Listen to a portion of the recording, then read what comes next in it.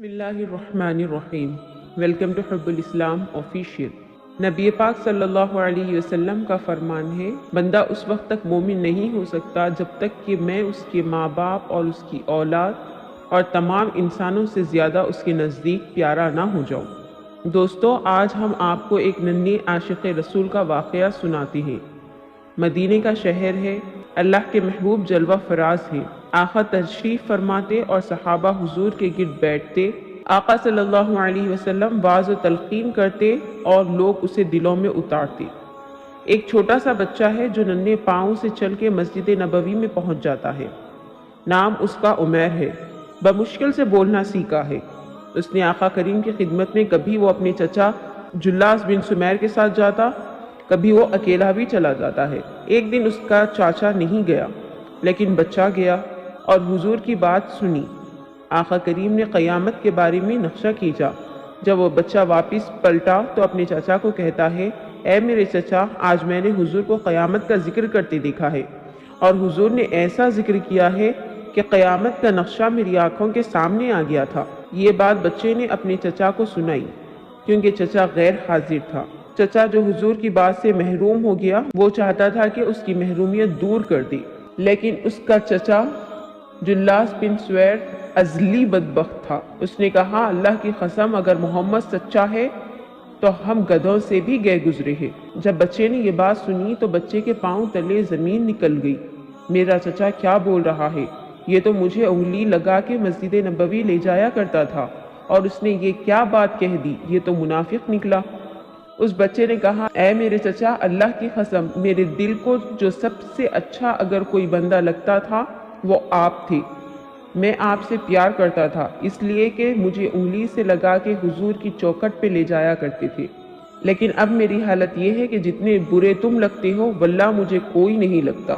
اے میرے چچا، اب میرے لیے دو راستے ہیں۔ ایک راستہ یہ کہ اللہ اور اس کے رسول سے خیانت کروں اور جو تمہاری بات ہے وہ رسول اللہ کو نہ بتاؤں، اور دوسرا راستہ میرے پاس یہ ہے، جو تم نے کہا ہے وہ جا کر رسول اللہ صلی اللہ علیہ وسلم کو بتاؤں، پھر جو ہو سو ہو۔ اس کے چچا جلاس بن سویر نے کہا، تو ناسمجھ چھوٹا سا بچہ ہے، تیری بات کون مانے گا؟ جا جو چاہے کہہ لے۔ وہ بچہ اٹھا، حضور کی مجلس میں پہنچ گیا، اور بچہ کہتا ہے، یا رسول اللہ صلی اللہ علیہ وسلم، جلاس بن سویر نے اللہ اور اس کے رسول سے خیانت کی ہے، وہ میرا چچا لگتا ہے۔ حضور، میں پہلے اللہ کے حضور اور آپ کے حضور اس سے بیزاری کا اعلان کرتا ہوں۔ حضور صلی اللہ علیہ وسلم نے فرمایا، بچے، اس نے ایسا کیا کہا ہے؟ بچے نے ساری کہانی سنا دی۔ حضور صلی اللہ علیہ وسلم نے صحابہ کو بلایا اور فرمایا، یہ واقعہ پیش آیا ہے، بتاؤ کیا کرے؟ صحابہ نے عرض کی، حضور، یہ بچہ چھوٹا ہے، کم عقل ہے، یہ تو اپنی بات بھی صحیح طریقے سے سمجھ نہیں سکتا، اور جلاس بن سویر بڑی عمر کا آدمی ہے، ہمارے ساتھ نمازیں پڑھتا ہے اور عاقل شخص ہے، تو آپ اس بچے کی خبر کی تصدیق نہ کیجیے۔ ادھر جلاس بن سویر کو جب پتا چلا تو اس نے بھی قسمیں کھانا شروع کر دی، میں نے تو کوئی بات کہی ہی نہیں۔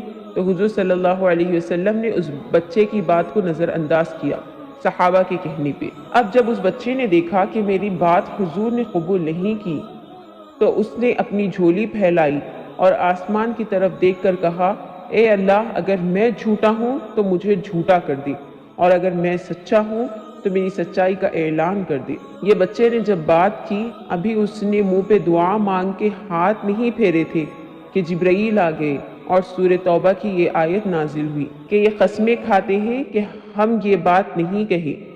محبوب، انہوں نے اسلام لانے کے بعد کلمہ کفر بولا ہے۔ اللہ کے محبوب نے اس بچے کو اپنے پاس بلایا، خوش آمدید بچے، جس کے ساتھ آسمانوں سے اوپر رب نے بھی گواہی دی ہے۔